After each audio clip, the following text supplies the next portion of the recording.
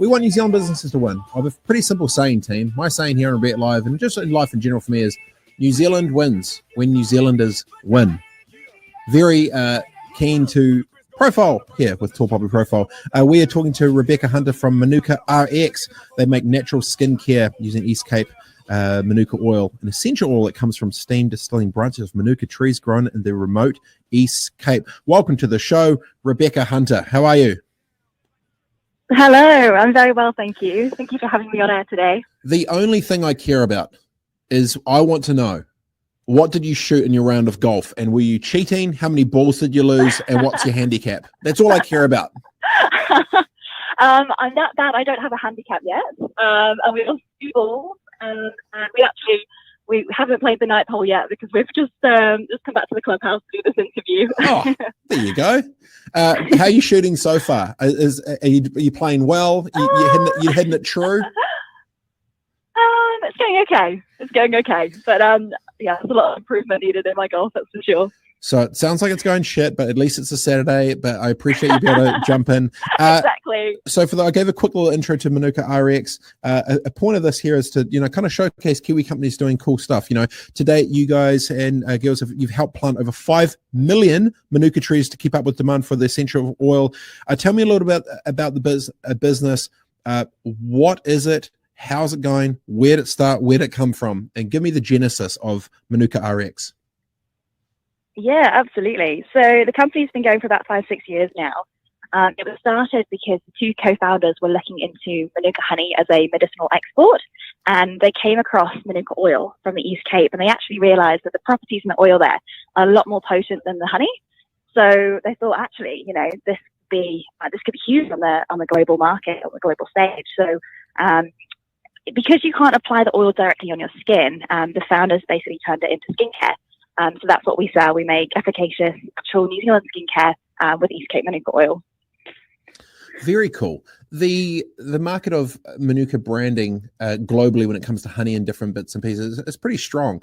Have you felt that the company, in terms of a global, need and demand or want, how well has the branding gone? The fact that it is Manuka, it is Kiwi. Like, what's the big selling point and the point of difference when people look in this globally and stuff? Like, how does it is it currently sort of standing out in the marketplace? Yeah, absolutely. I guess a problem that we have as a business is that because we take the essential oil that comes from the Manuka tree and we don't use Manuka honey, people just hear the name Manuka RX and think that we make our skincare with honey, whereas we don't. So that's a little bit of a challenge for us. But on the global stage, yeah, absolutely. I mean, New Zealand is known for its amazing flora, fauna, and I think they all sort of know about honey, especially in certain markets like the United States, America, and a lot of Asia as well. So I guess as the business grows, we're just finding areas that already know about Manuka honey and kind of going into those locations when we expand geographically. When it comes to the marketing or sort of sales strategy for this, how are you splitting up the allocations that sort of directed? Like, how's it been sold? Have you got is it mostly like wholesale and retail spot? Do you go direct to consumer yourself? Like, where's the sort of play between bricks and mortar and online and other bits and pieces? How's it currently set up at the moment, and where are you finding the best way that you're winning?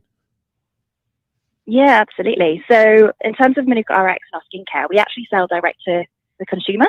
So we sell on our website, manukarx.co.nz.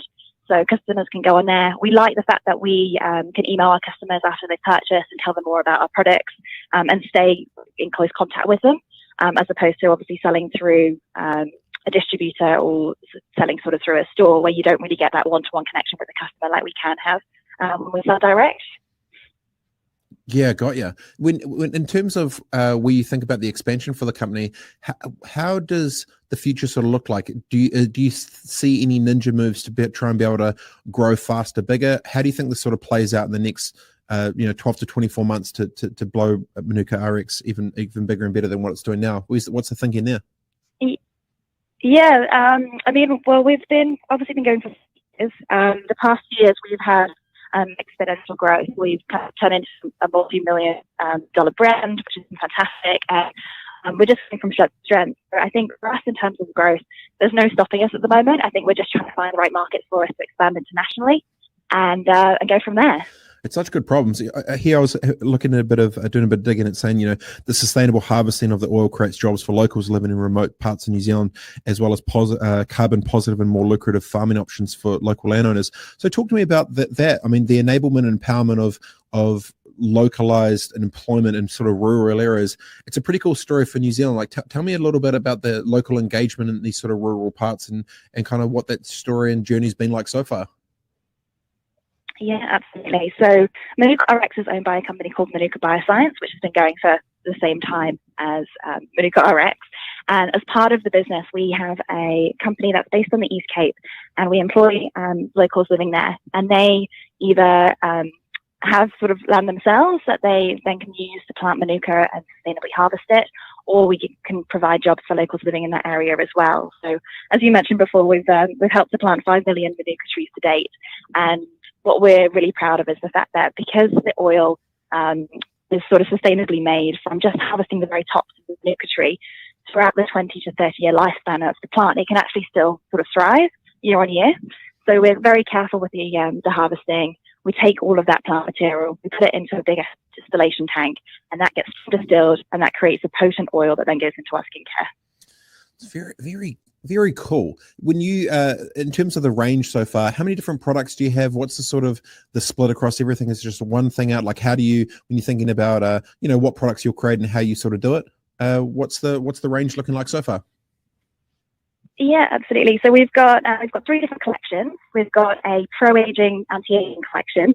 We don't like the term anti-aging in the office, so we decided that the pro-aging philosophy would be sort of where we'd go with that name. But that's it's got 5 products in the suite now. We've got sort of day cream, night cream, skin oil, cream cleanser, and eye cream, and that sort of is our best-selling collection. And then we've also got a acne range and kind of an everyday suite of products as well.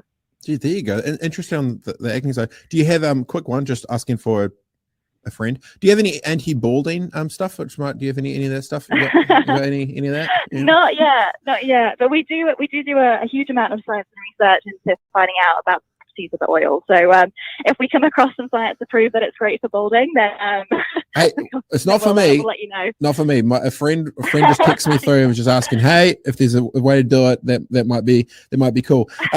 How exciting is it to be on the journey of a fast-growing Kiwi business coming through these last couple of years? Obviously, the challenging times of COVID and moving into the next. How's the momentum sort of shift been, seeing such awesome growth in a time where many have been sort of struggling, you kind of cranking and going on offense? What's the energy and the momentum within the team being like of these last, like what have you learned the most about your team or your company or the crew in the last couple of years? Yeah, I feel it feels like a family in terms of the business. I think we all just celebrate our successes, and we've been so proud of the growth that we've had. We're about to move office next week because we're sort of outgrowing the office that we're currently in. So no, it's awesome. We're really excited about the journey we're on, and we love the fact that we're making such a positive difference to the East Cape as well. It's very exciting, super cool indeed. If people want to check out the products, where can they go? What can they do? This is kind of the great time where you can just plug the website and then just go for that. Like right about now is probably perfect. Where can they go? This sounds great. Like what do they do to support this great New Zealand fast-growing business? What can they do, Rebecca? If you want to support us, just visit manukarx.co.nz and you can find all of our products on there. We offer free shipping in New Zealand, so you can go on, order what you want, and we pretty much dispatch next day. So you won't be waiting long for your goods either. There you go. Well, I hope the rest of your Saturday goes awesome. You get back out to the 9th, you smash one down the hole. I highly recommend just totally sending it. And there's a strategy which I use. When I go out, I take a little wireless speaker and maybe some apple juice, and I just play music, and I play this thing called Storyball. Now, what Storyball is, it's not about what you score. It's about I kick the ball like anywhere I want as long as I can have a shot. And you think of like, what would the coolest story be if I could actually hit the shot? So you're like, I'm going to just try and curve it around the trees, through that little gap, over the bridge there, and it's going to drop there right next to the pin. And it will never happen like 9 out of 10, but 1 out of 10 or 1 out of 20, you'll hit such an amazing shot. And in years to come, you'll always talk about that. So an advice for myself is stuff the score, have fun, and play Storyball. Yeah. Brilliant. Okay, we'll give that a go. Love you. Thanks so much. Thanks so much for your time.